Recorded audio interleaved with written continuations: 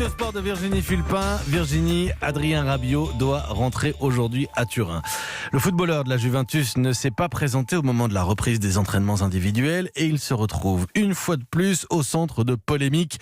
Pour vous, désormais, le joueur est précédé par sa réputation et ça pourrait bien gâcher totalement sa carrière. En fait, la spécialité d'Adrien Rabiot, c'est autant le bras de fer que le football. Partout où il passe, ça sent le soufre. Il a réussi à se bâtir une réputation telle que quand on lit dans un journal italien qu'il est en grève personnelle parce qu'il n'accepte pas la baisse de salaire consentie par ses coéquipiers en pleine crise du coronavirus, on se dit que c'est possible, qu'il est tout à fait capable d'aller jusqu'à cette indécence. Rien que d'imaginer que ça puisse être vrai, ça en dit long sur l'image véhiculée par Adrien Rabiot. En fait, les causes de son absence à la Juventus de Turin ne sont pas aussi claires que ça. Lui, il dit plutôt que les conditions de la reprise de l'entraînement individuel ne lui semblait pas optimale. Et puis l'entraînement collectif ne reprend pas tout de suite. Donc c'est difficile de parler de grève. Mais ce qui ressort, c'est qu'une fois encore, ça risque de se terminer en clash. Ça va vite devenir une habitude. La Juve connaît évidemment les antécédents d'Adrien Rabiot au Paris Saint-Germain, où il n'a quand même pas joué pendant les 6 derniers mois de son contrat.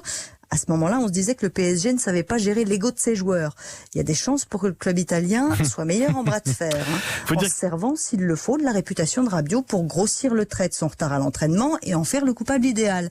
Ce serait assez malin pour le pousser vers la sortie. Il faut dire qu'Adrien Rabiot donne le bâton pour se faire battre.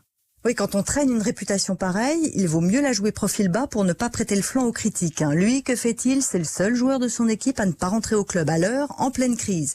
Et quand il se fait épingler, hop, il change d'avis, il décide de rentrer. En fait, Adrien Rabiot réussit à être à la fois le Peter Pan et le capitaine Crochet du football. Il a 25 ans maintenant et il reste toujours cet enfant gâté qui ne veut pas grandir.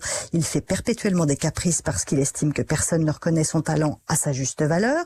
On se souvient qu'il avait refusé d'être réserviste de l'équipe de France pour la Coupe du Monde 2018, tant et si bien qu'il finit par représenter tout ce qu'on peut détester dans le foot, comme l'ego surdimensionné et l'individualisme. On finit par en oublier son talent. Et s'il quitte la Juventus de Turin pour un autre club, on attendra le prochain clash qui ne manquera pas d'arriver. Merci Virginie Fulpin. D'accord ou pas, vous écoutez, c'est sûr, vous partagez l'édito sport de Virginie Fulpin tous les matins sur Europe 1.